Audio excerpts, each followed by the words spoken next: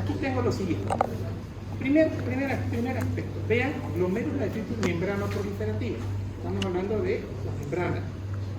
Esta es la más frecuente, se abrevia así. Esto es membrana proliferativa glomerular, acá. Y acá, en la presentación clínica, para motivarlos a ustedes, me interesa que lo tengan claro el caso clínico.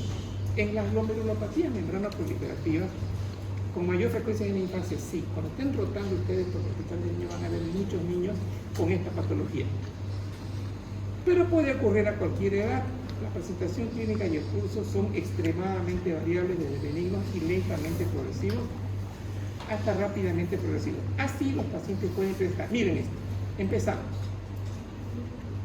Ya vimos en el marco teórico que nuestro paciente tiene hematuria, tiene proteinuria. Y miren el otro detalle, asintomática, no duele. Ahora, esto de acá, para ir adelantándonos a la última parte del capítulo de Sonia, de lo que escribe Sonia Kuhlman, síndrome nefrítico. Entonces, agreguen, ¿dónde está Minerva? Características del síndrome nefrítico. Es hematuria, estoy dando un telegrama directamente. Hematuria y proteinuria. Características del síndrome nefrótico. En el síndrome nefrótico se caracteriza por una proteinuria, escuchen esto, mayor a 3,5 gramos en 24 horas. O sea, en los dos hay proteínas, en el nefrítico y en el nefrótico. Pero en el nefrótico este aumento de la permeabilidad de membrana basal es exagerado. Exagerado.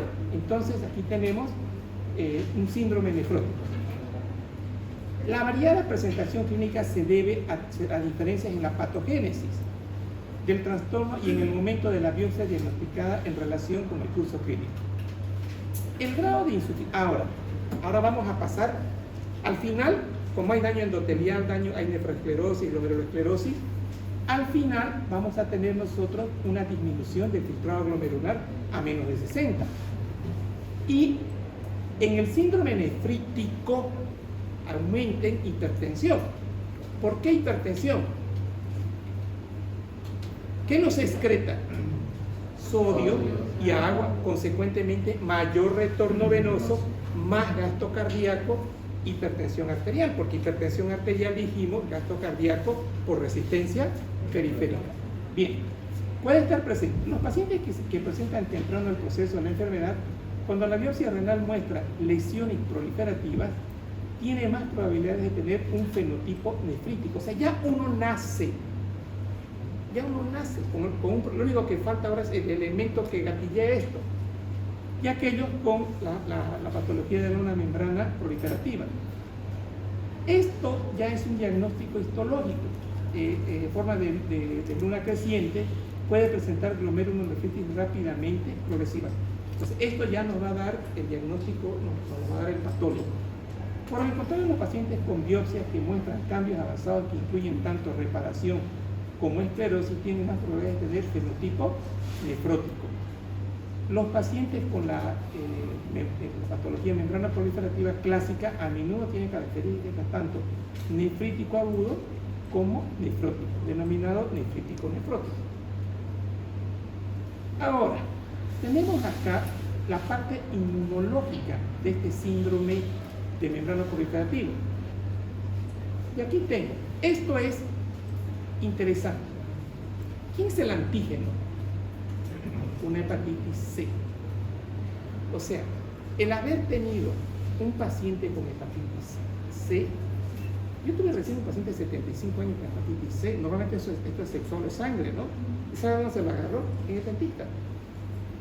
Fue el dentista, no esterilizó adecuadamente su material y salió con una hepatitis C. A los 3 meses el paciente vino por edema de miembros inferiores, por hipertensión arterial. Y él nunca había sido ni hipertenso ni tenía edema. Entonces, ¿qué es lo que en los estudios que se hicieron se le pide hepatitis C y este era el antígeno, hepatitis C? ¿Dónde está ese antígeno? Ahí, en la membrana. está en la membrana el antígeno. Y la B, con o sin crioglobulina circulante, son una causa importante del GNMP. La hepatitis C, que se reconoció como una causa, miren esto, común, mediada por, aquí está, miren, complejos inmunes. Entonces, todo esto va a suceder en la luz del capilar. Ya se unen anticuerpos con los pedacitos de hepatitis C y van a pasar a la membrana. Ahora se considera ahora se considera la principal infección viral que causa este síndrome proliferativo. Además de las infecciones virales, se asocia con infecciones bacterianas crónicas, endocarditis, abscesos crónicos, hongos, parásitos. Entonces, todo esto nos va a llevar, estos van a ser nuestros antígenos. Bien, todo esto que estamos viendo acá, miren, esto que estoy marcando,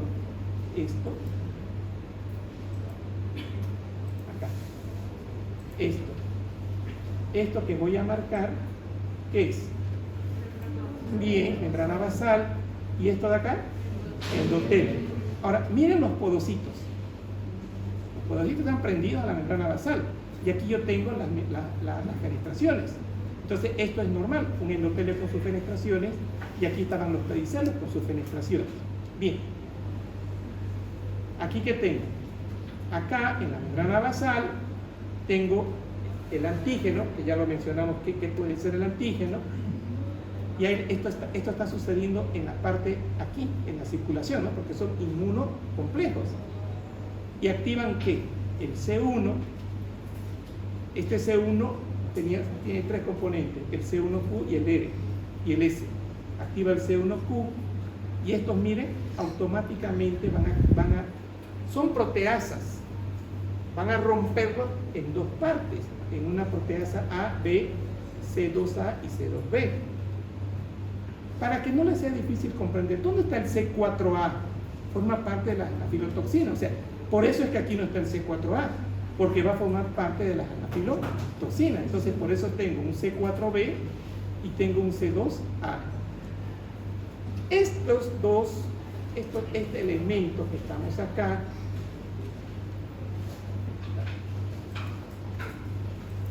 este elemento, esto que estoy marcando, eso tiene una acción de proteasa, o sea, es una convertasa. ¿Sobre quién va a actuar? Sobre C3, y lo va a convertir en A y lo va a convertir en B. C3A, ¿dónde va a ir? Junto con C5A. Va a ser anafilotoxina. Entonces, una vez que, fíjense aquí, se parte este C3, aquí yo tengo el C3B, que va a actuar, este C3B ya se llama, otra vez lo voy a marcar acá, este C3B es una proteasa que se conoce con el nombre de convertasa. Esta convertasa va a actuar sobre C5 y lo va a convertir en A y en B, y aquí tengo el C5B, y al final, miren, va a formar el complejo de ataque de membrana. Bien, ¿qué más tengo acá? Pero ven acá, hay otros anticuerpos que están unidos por su porción FC al endotelio. Entonces, aquí tengo proteínas que regulan el complemento. Y acá viene lo interesante que me habla tanto este artículo como el libro de Putzman. Cuando dice proteínas que regulan el endotelio, aquí está la cosa. Resulta, ¿qué dice acá? Reguladores del complemento. Estos reguladores del complemento son buenos, porque van a hacer de que no haya mucho complemento. Cuando mi regulador del complemento está en buenos niveles, no voy a tener C3B, no voy a tener, o sea, puedo tener activación de complemento, pero no voy a tener cantidad de complemento. Gracias a los reguladores del complemento, que van a ser el factor H, el factor I y también el factor B. Entonces, ¿es bueno tener un factor H y un factor I en cantidades altas? Sí, es bueno. Y un factor B en cantidades bajas. El factor B tiene que estar bajo. Otra vez acá, miren ustedes, tengo acá la mutación de los reguladores del complemento. Hay un trastorno acá genético de mutación, donde en vez de que estos estén bajos, los H y los I, estos están de subir, en vez de que estos estén altos, porque estos, como son reguladores, tienen que estar altos. Y esto tiene que estar bajo, esto en condición fisiológica. Entonces acá, esto está alterado, estos reguladores, en vez de estar altos, están bajos y dan lugar a que tengamos mucho más factor B. Por otro lado tengo, miren, mutaciones de los factores del complemento. ¿Qué tengo al final? Al final tengo mucha actividad en C3, por lo tanto C3 voy a convertirlo automáticamente en A y en B. ¿Y aquí qué tengo? Aquí tengo, una vez que se activa esto, tengo que el complemento, que va a llamar al neutrófilo, va a ser el responsable de las proteasas que libera y de la lesión. Acá tenemos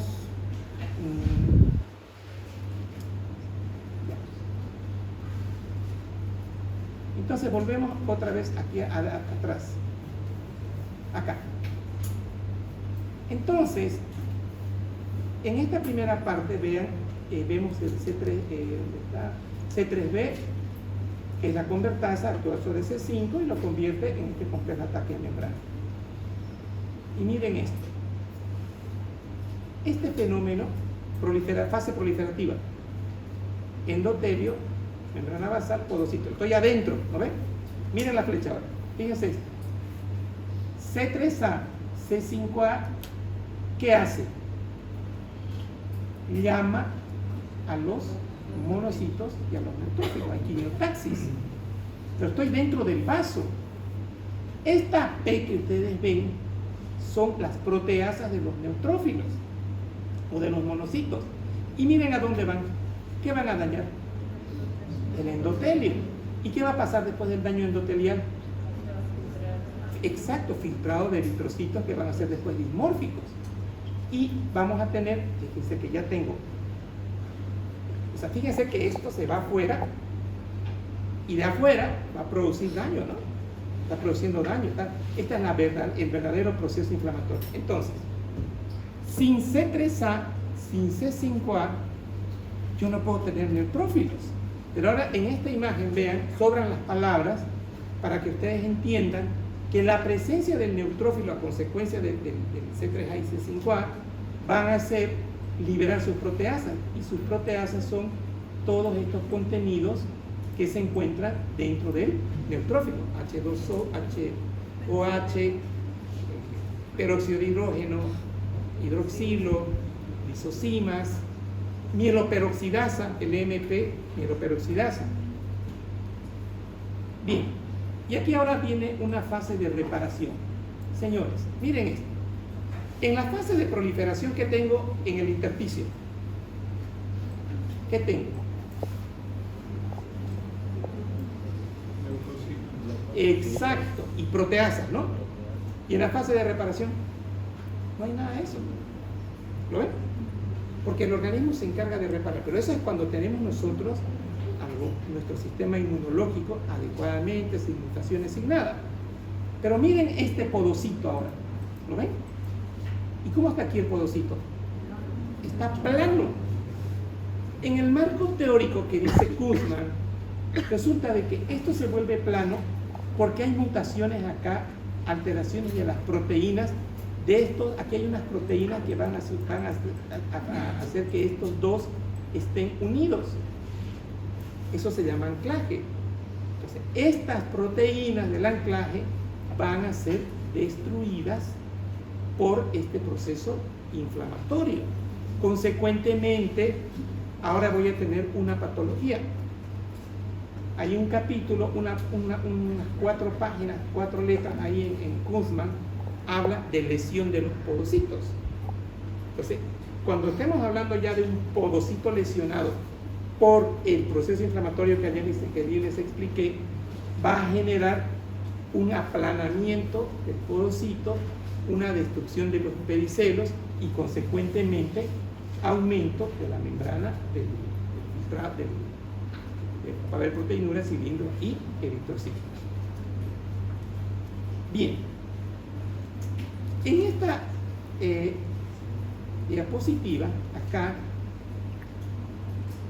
lo que vamos a ver ahora es, le vamos a dar una importancia a la vía alternativa, fase de injuria con vía alternativa. Entonces, ¿dónde está? Aquí. La fase, acá. Se muestra un modelo esquemático de la lesión membrano-proliferativa. Miren este término.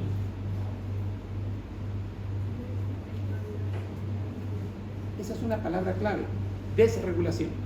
Entonces, ¿cuándo es regulación? Cuando no hay mutación de estos elementos de acá. Cuando yo tengo mis reguladores del complemento y en buenas cantidades el factor H e I y en bajas cantidades mi B, estamos ok. Pero acá ese proceso, ese cambio es el que recibe el nombre de desregulación. Es una palabra nueva para ustedes. Es una alteración del proceso normal de regulación. La fase de lesión se desarrolla debido al depósito del factor del complemento de la vía alternativa. Estoy hablando, ahora hay mucho factor B, ahora hay mucho factor D. Entonces, el hecho de tener acá mucho factor, mucho factor mucho factor B y mucho factor D, ya estamos en fase de desregulación. Estoy hablando de una persona que ha mutado, no es normal esto, y que encima tenía su hepatitis C. Fíjense lo que tiene su hepatitis C, muta y tengo mucho factor B, mucho factor D y bajo el factor H y el factor I. Entonces, esa desregulación es la que va a activar este proceso. Entonces dice aquí complemento de vida y el complejo terminal del complemento de vida a las mutaciones y anticuerpos contra las proteínas reguladoras del complemento. O sea, mira, esto está grave. Miren esto está grave. ¿En qué sentido? En el sentido de que acá se van a formar, ¿qué es esto? Anticuerpos contra quién? Contra factor H y contra factor I. Entonces, a eso se está refiriendo el texto. Acá.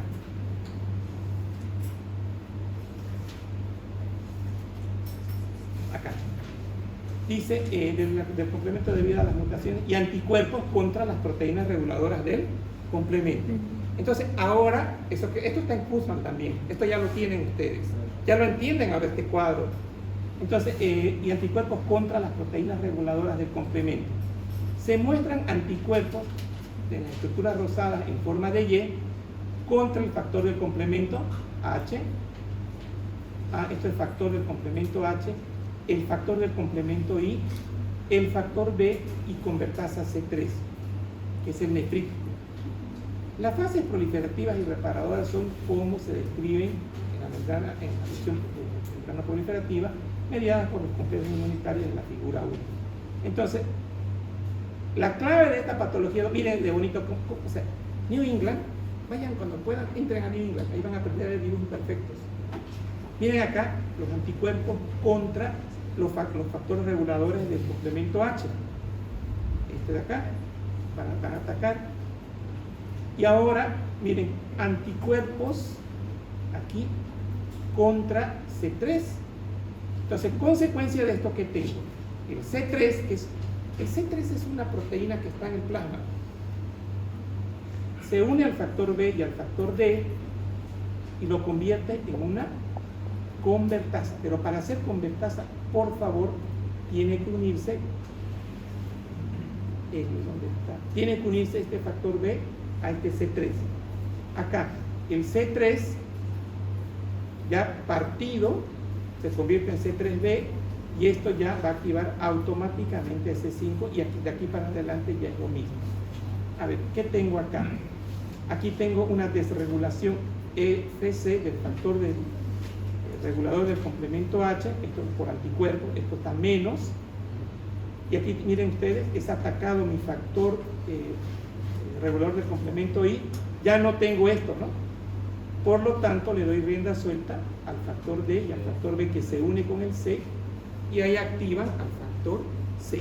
Entonces, el problema está acá en la desregulación del sistema del complemento que va a activar el proceso inflamatorio, y una vez que yo tengo C5A, C5B, 6, 7, 8, 9, quimiotaxis de los neutrófilos, esto es clave, las proteasas, la lesión.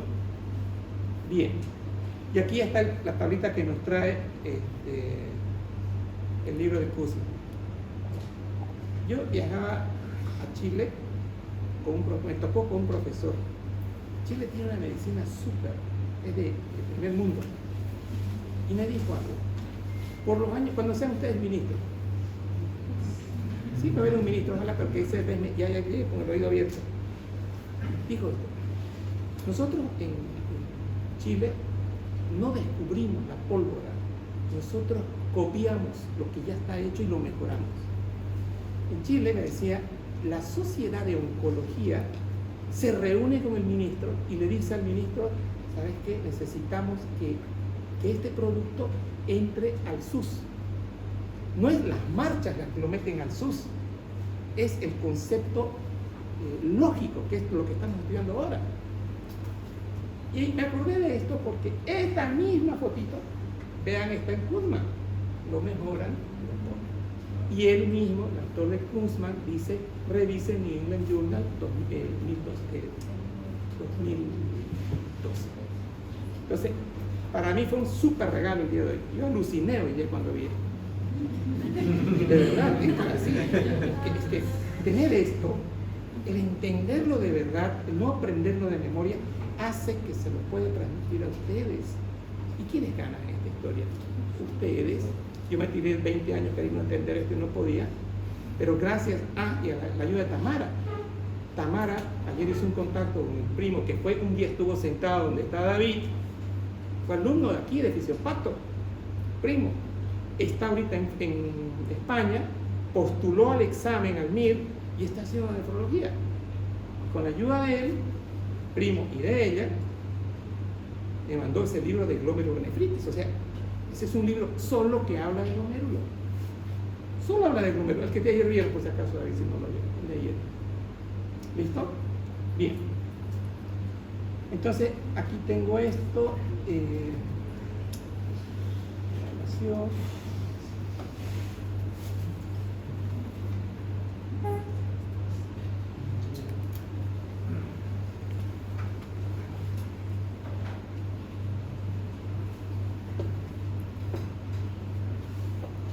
A ver, esto de acá es el progreso médico, o sea, el desarrollo del protocolo, digamos, ¿no? Vean acá, aquí voy a tener, puedo tener pared capilar y inmunología mesangial. O sea, cuando yo digo inmunología mesangial es para decir complejos, ¿no? Complejos de anticuerpos para que desarrollen activación del complemento. Y puede haber también esta patología, miren, inmunoglobulinas mesangiales negativas. No tengo el complejo, pero ¿qué tengo? Depósitos de C3 en pared capilar. No hay aquellas inmunoglobulinas, pero tengo activación de C3, tengo mucho factor D, y aquí tengo ahora, ¿qué tengo acá? Desregulación. Entonces, resumen, las patologías membranoproliferativas pueden ser la mayor parte con reacción inmunocomplejos, activación del complemento, o pueden haber también, miren acá, sin inmunocomplejos, por el mecanismo ¿de qué? De regulación. Exacto, la vía alterna. Entonces ya eso lo vimos hace un momentito. Entonces, ¿qué dice acá? Bien. ¿Usted se llama? ¿Qué se llama? Neisa. Pasa. Neisa, lea esto. Lea en voz alta. Sobre la base de los hallazgos de inmunofluorescencia. ¿Qué es inmunofluorescencia? Es esto. Acá. Es buscarlo, el antígeno, a través de anticuerpos que le inyectan. Eso es inmunofluorescencia. Hallazgos representantes sobre la luz, inmunofluorescencia y microscopía electrónica. Esto que ven coloradito acá, eso es inmunofluorescencia, o sea, es la pesquisa del antígeno. Entonces, de ahí estamos partiendo. Siga, por favor. Empieza a hablar. Sobre la base de los hallazgos de inmunofluorescencia, la glomerulonefritis Membrana proliferativa. Membrana proliferativa se puede dividir en términos generales en glomerulonefritis membrana proliferativa positiva para inmunoglobulinas. Eso estaba a la izquierda, ¿no? Siga. Positiva para el complemento y glomerulonefritis membrana proliferativa positiva para el complemento. Aquí está, uno con inmunocompletos y estos con una desregulación. Sigue.